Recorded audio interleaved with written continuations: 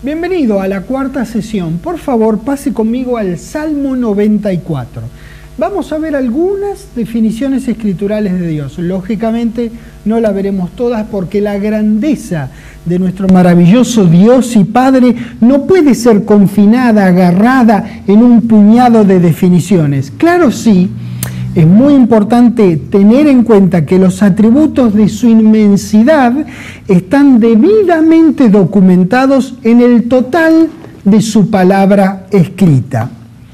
Entonces, esta palabra escrita es el corazón de nuestro Dios a toda la humanidad. Él quiere ser conocido y es conocido a través de su palabra que nosotros encontramos aquí.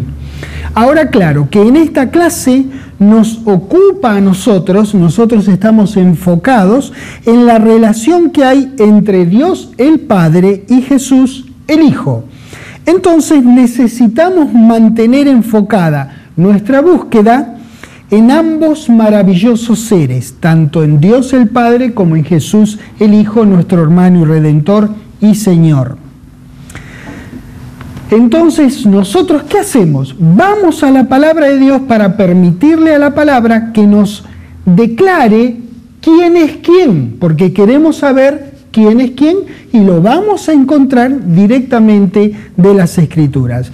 Muchas veces la palabra de Dios dice que Dios es santo, justo, misericordioso, bueno, fiel, poderoso, en fin, varios otros atributos maravillosos de nuestro querido Padre Celestial.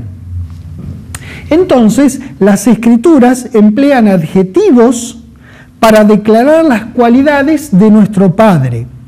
Aún así, hay sustantivos que son usados con frecuencia de manera simbólica o alegórica para Dios. Y acá en Salmo 94 empezamos en el versículo 22.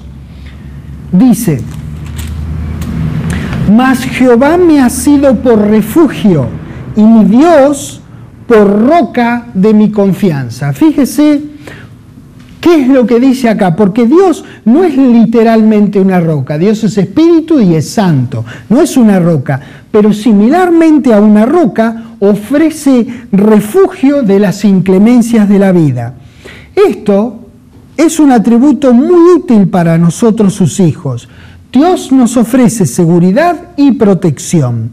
Es maravilloso que nuestro Padre haya colocado estas cosas en su palabra para que nosotros sepamos, en términos que entendamos, qué hace nuestro querido Padre por nuestro bien. Ya que estamos en Salmos, vamos a ir para atrás, al 84 vamos. Claro que queremos saber todo lo que podamos de nuestro querido Dios. Queremos saber todo lo que podamos. Tenemos toda una vida y luego la eternidad para seguir averiguando cosas de nuestro maravilloso Padre Celestial. En el Salmo 84, en el versículo 11 dice: Porque sol y escudo es Jehová Dios. Gracia y gloria dará Jehová, no quitará el bien a los que andan en integridad. Nuevamente, literalmente o textualmente, Dios no es ni el sol ni un escudo. Esta información es simbólica de los rayos del sol bañando la superficie de la tierra y produciendo bien a las personas y a las plantas. Entonces, entendemos que Dios similarmente nos baña con su luz y nos inunda con su bien. ¿Ves? Son sustantivos o adjetivos que muestran atributos de nuestro Dios. Primera de Juan capítulo 1, por favor, ya vamos a la otra punta, al Nuevo Testamento, Primera de Juan capítulo 1. Si Dios no usara mediante su palabra siempre, ¿verdad? Su palabra escrita, si no usara estos adjetivos para sí mismo, no podríamos saber ni entender qué es Él para nosotros. Lo sabemos a través de la palabra escrita. Primera de Juan capítulo 1, en el versículo 5 dice: Este es el mensaje que hemos oído de Él y os anunciamos. Dios es luz y ningunas tinieblas hay en Él. Bueno, muy bien. La física dice que la luz cumple la dualidad de ser partícula y onda. Dios no es ninguno de esos dos elementos, no es ni partícula ni onda. Aún así, fíjese qué imagen nos provee este versículo acerca de nuestro Padre Celestial. Esto es lenguaje metafórico, alegórico. La luz es de lo que más depende de la vida. Sin luz no hay crecimiento en las plantas y no podemos ver alrededor nuestro y nos chocamos con todas las cosas. La Tierra sería un planeta sin vida si no fuera que tiene la luz de Dios. Nuestro amoroso Dios, como luz que es la fuente de toda vida. Ahora vamos a ver algunas definiciones en Juan capítulo 4. Estas definiciones que quiero que veamos ahora son de lo que nosotros podríamos llamar la sustancia de Dios, por así decir, de qué está compuesto. No podemos entenderlo porque Él es un ser infinito y nosotros somos seres finitos, entonces no podemos explicarlos con precisión, pero podemos ver muchas cosas de la sustancia de Dios en su palabra. Juan 4, probablemente ustedes sabían que íbamos a terminar en el versículo 24, Juan 4, 24. Dios es espíritu. Bueno, esta es la sustancia de nuestro Dios. Y los que le adoran, es decir, nosotros, en espíritu y en verdad, es necesario que adoren. Estas palabras, este versículo registra las palabras de Jesús a la mujer samaritana.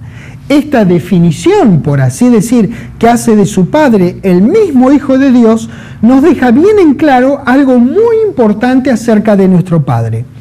Él es espíritu y por lo tanto no se lo puede meter en un laboratorio o medirlo con osciloscopio o verlo en un microscopio electrónico, porque nuestro querido Padre Celestial no es ni visible ni tangible, no se lo puede ver y no se lo puede tocar.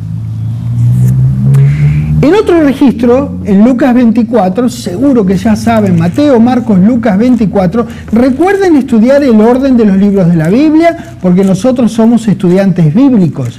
Llevamos la Biblia a todos lados, la leemos mucho, de pe a pa. Lucas 24. En el versículo 39, miren lo que dice el Señor Jesucristo en su cuerpo resucitado. Él dice, Lucas 24, 39, mirad mis manos. Quiere decir que las manos del Señor Jesucristo podían ser miradas. Y mis pies, también los pies, que yo mismo soy. Palpad, se lo puede tocar, es tangible. El Señor Jesucristo era visible y tangible. Y ved, porque un espíritu, como el Padre de Él, por ejemplo, nuestro Padre lógicamente, porque un espíritu no tiene carne ni hueso. Ya sabemos entonces una cosa muy importante, que nuestro Dios es espíritu y que Él como espíritu que es no tiene ni carne ni hueso, pero el Señor Jesucristo sí tenía las dos cosas, carne y huesos. Como veis que yo tengo, decía el Señor Jesucristo. Muy bien, este es un registro muy claro, pero muy claro que debiera quedar por tierra de toda concepción, con toda concepción que no provenga de la palabra. Dios es espíritu, no tiene carne y huesos. Jesucristo tiene las dos cosas, carne y huesos. Bueno, por eso es que Jesús pudo ser percibido justamente. Jesucristo pudo ser percibido cuando estaba sobre la tierra porque tenía carne y huesos, se lo podía ver y palpar. Dios, en cambio, necesitó y necesita de su palabra y de personas que crean en Él para darlo a conocer. Dios es intangible e invisible, como lo habíamos visto. Colosenses, capítulo 1, por favor. Colosenses 1. Efesios, Filipenses, Colosenses, capítulo 1. Ahí nomás en el versículo 15 dice: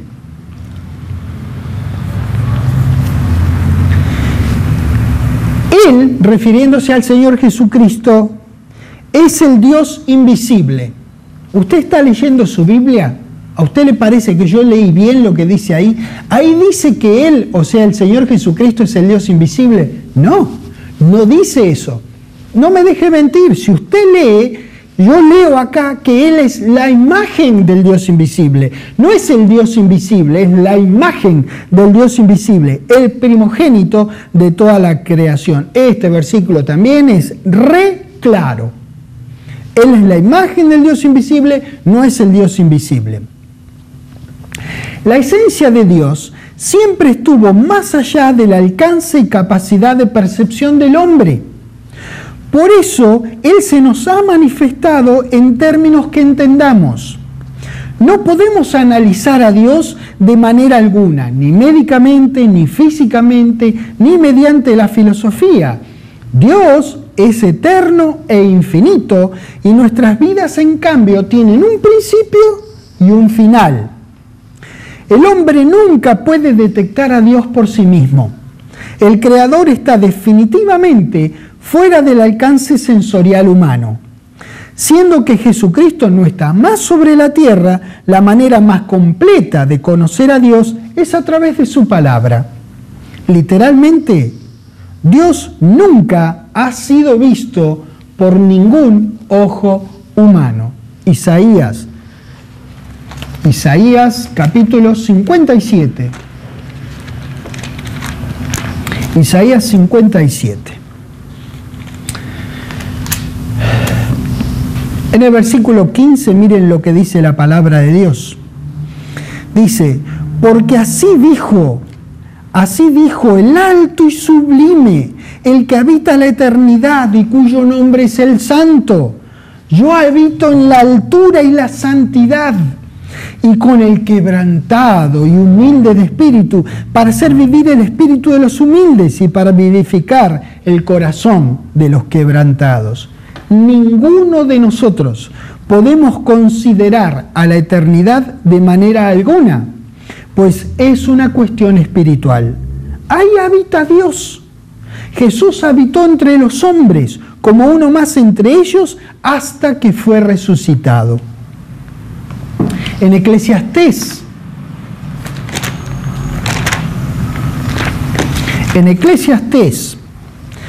en el capítulo 3, en el versículo 14, miren lo que dice: he entendido que todo lo que Dios hace será perpetuo, sobre aquello no se añadirá, ni de ello se disminuirá, y lo hace Dios, para que delante de Él respeten los hombres. Recuerden, Dios no quiere ningún miedo de nosotros para con respecto de Él.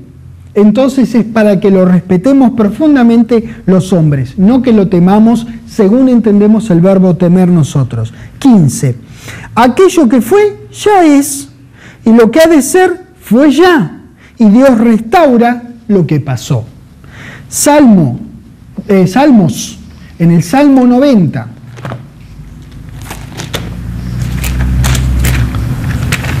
Salmo 90. Versículo 1 dice: Señor, tú nos has dado refugio de generación en generación, antes que naciesen los montes y formases la tierra y el mundo, desde el siglo y hasta el siglo. ¿Tú eres qué? Dios. No tiene ni principio ni final. Ahí, ya que estamos en Salmos, vamos al 103, hermoso Salmo. 103, hermoso Salmo. En el versículo 17, mirá lo que dice este Salmo. Dice, perdón, no en el 7, sino en el 17. Salmo 103, 17. Dice, mas la misericordia de Jehová, fíjate desde dónde es hasta dónde es, desde la eternidad y hasta la eternidad. Fíjate, la misericordia de Dios ni empieza ni termina, así de inmensa, así de infinita es la misericordia de Dios sobre los que le temen, y su justicia sobre los hijos de los hijos. En su palabra, nuestro Dios se mueve con toda soltura entre los distintos tiempos verbales. El tiempo es algo por lo cual nosotros estamos limitados, no nuestro Dios. Él supervisa la eternidad y creó el tiempo. Al comienzo de la Biblia dice que en el principio creó Dios. ¿Recuerdan que dice eso? Génesis 1:1, en el principio creó Dios. Bueno, el creador es superior al tiempo. Él estaba antes del principio. Nosotros tenemos un principio. Necesitamos saber que algo ha principiado, ha comenzado. Nuestro Dios está antes del principio. Primera de Pedro capítulo 1, por favor. Primera de Pedro, capítulo 1, en el versículo 16, dice, porque escrito está, sed santos, porque yo soy, ¿qué? Santo. Ser santo es ser puesto aparte, reservado y elevado por encima de la impureza y la corrupción. Dios es un espíritu totalmente incontaminado. Él es perfectamente puro en grado absolutísimo. Es literalmente imposible para Dios hacer mal alguno o aún hacer algo que no sea perfectamente puro. Él está separado y por encima de todo lo que es humano. Primera de Pedro, Primera de Juan, vamos ahora. Primera de Juan, capítulo 4. Primera y Segunda de Pedro, Primera de Juan, en el capítulo 4. Qué cosas tan lindas, ¿no? Son simples, una hermosa lectura, una simple lectura. Fíjense cuántas cosas estamos aprendiendo de nuestro querido Padre Celestial. Primera de Juan, capítulo 4, en el versículo 8 dice, el que no ama no ha conocido a Dios porque Dios es ¿qué? Amor. Amor. Esta es otra definición escritural de Dios, si ustedes quieren. Versículo 16. Y nosotros hemos conocido y creído el amor que Dios tiene para con nosotros. Dios es amor. Y el que permanece en amor, permanece en Dios y Dios en él. Dios es amor puro e incontaminado. Nuestras mentes carnales no pueden comprenderlo en su totalidad. Lo creemos, lo leemos en la palabra de Dios. ¿Cómo uno no va a creer esto? Es maravilloso, pero comprenderlo, es decir, abrazar el entendimiento completo cuando retorne el Señor Jesucristo. Pero aceptamos la evidencia de las Escrituras y nuestro verlo en concreción en nuestras vidas y alrededor de nosotros. Claro que aceptamos la evidencia, primero de la Escritura y luego todo lo que nosotros vemos en nuestras propias vidas y alrededor de nosotros. Santiago, Hebreos, Santiago, capítulo 1.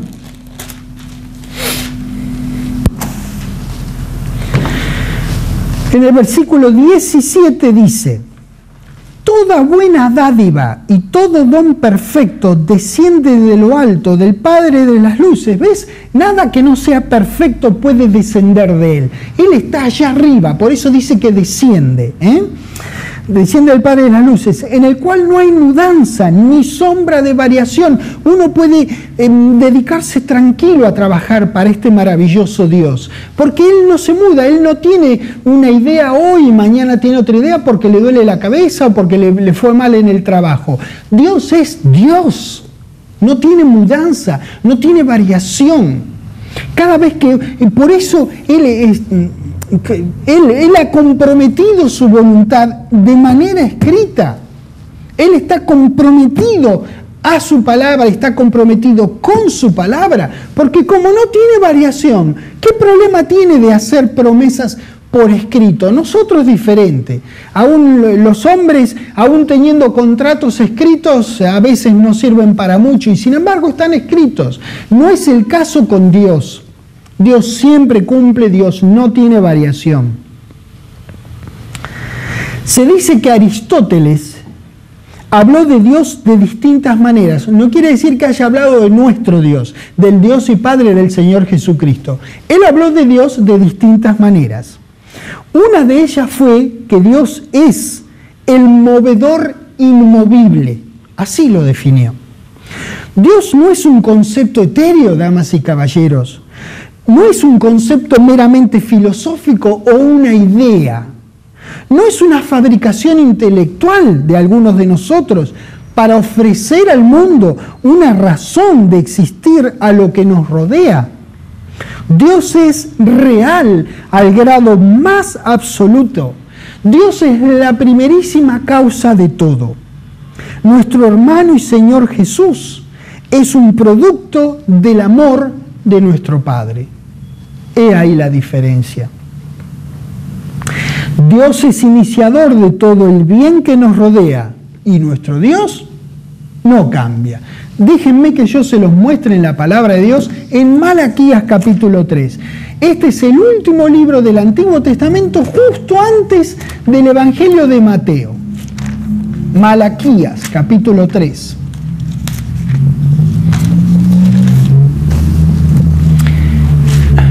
En el versículo 6 dice: porque yo, Jehová, no cambio. Por esto, hijos de Jacob, no habéis sido consumidos. Entonces, Dios es espíritu, es invisible, es amor, es santo, eterno. Dios no cambia. Dios no cambia. Nuestro Padre Celestial no instiga, no genera, no patrocina ningún tipo de confusión. Conocer acerca de Dios y de su Hijo Jesucristo no es complejo, es todo lo contrario a complejo, es simple. Lo habíamos visto en una enseñanza pasada. La palabra es simple, nuestro Dios es simple, el entendimiento acerca de Él es simple. Ahí en esa enseñanza, cuando hablamos de la simpleza de la palabra de Dios, dedicamos un tiempo a considerar que un conocimiento de Dios a través de su palabra no puede ser algo que esté reservado solamente para grandes genios intelectuales. Necesitamos ir a la palabra de Dios con honestidad mental en lugar de ir a ella con intelectualismo o con religiosidad. De la misma manera, necesitamos considerar sospechosa a cualquier cosa que contradiga la palabra de Dios o que sea confusa, justamente porque vemos en su palabra que nuestro Dios no es confuso. Primera de Corintios capítulo 14.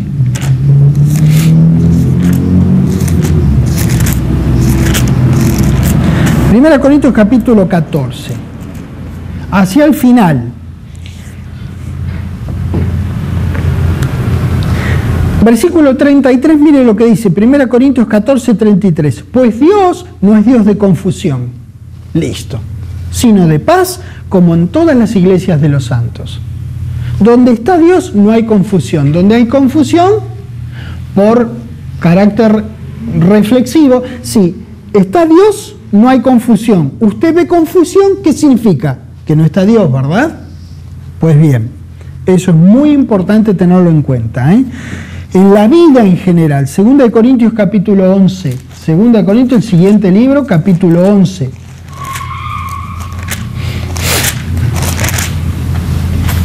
Versículo 3.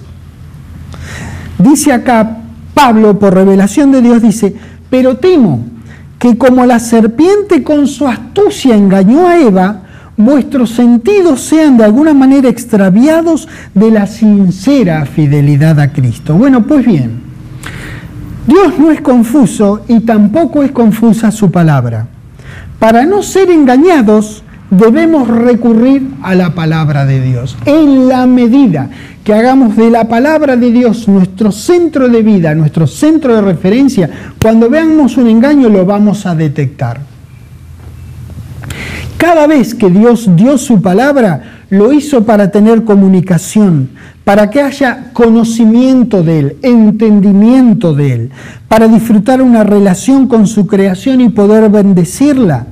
Él nunca estuvo restringido a una élite religiosa del mundo teológico intelectual. Jamás. Lo que sí hizo en cambio nuestro Dios es llegar también al simple, al que no es académico. Dios se comunicó con mucha franqueza, muy abiertamente. Dios puede ser conocido por el manso, ya sea que la persona sea un entendido en las Escrituras o un neófito. Dios no hizo nada para que tener comunión con Él sea arduo o complicado. Debemos estimar a la palabra de Dios por encima de las tradiciones de los hombres. Cuando la palabra de Dios y las enseñanzas de la tradición no concuerdan, el Hijo de Dios tiene que decidir en quién confiar. No debemos reverenciar nada por encima de la palabra. No debemos elevar a nadie por encima de las Escrituras. Ni mi grupo, ni mi religión, ni un teólogo reconocido. Debemos lograr confianza en que tenemos la capacidad de discernir las Escrituras y permitirle a ellas que nos muestren la verdad de Dios. En la inmensa mayoría de los casos es directa y simple de entender en nuestro propio idioma y que uno puede, con un poquito de ayuda a veces, entender y aplicar. Jeremías capítulo 17.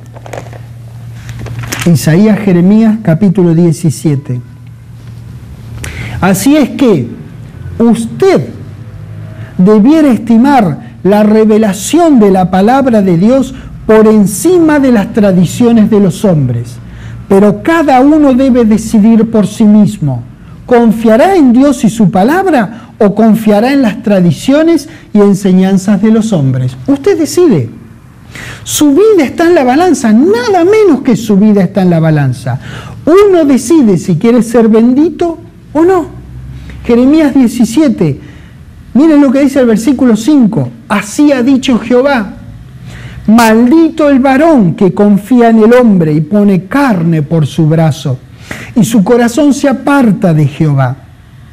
Será como la retama en el desierto, y no verá cuando viene el bien, sino que morará en los sequedales en el desierto, en tierra despoblada y deshabitada. Bendito el varón que confía en Jehová y cuya confianza es Jehová.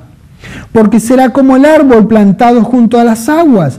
Miren la imagen que nos brinda esto, un árbol plantado junto a las aguas, que junto a la corriente echará sus raíces y no verá cuando venga el calor, sino que su hoja estará verde, y en el año de sequía no se fatigará ni dejará de dar fruto. Confiemos en Jehová con todo nuestro corazón para tener vidas bendecidas y poder bendecir a los demás. Proverbios capítulo 3, por favor, hacia atrás. Al comienzo de Proverbios, capítulo 3. Versículo 5, miren qué hermosa palabra, qué simple palabra de Dios. El versículo 5 dice: fíate de Jehová de todo tu corazón y no te apoyes en tu propia prudencia. Eso estamos haciendo nosotros, dedicándonos a estudiar la palabra de Dios en este tema en donde estamos enfocados, porque queremos conocer la palabra, queremos saber quién es quién, queremos permitirle a la palabra escrita que nos diga que Dios es el Padre y que el Señor Jesucristo es el Hijo.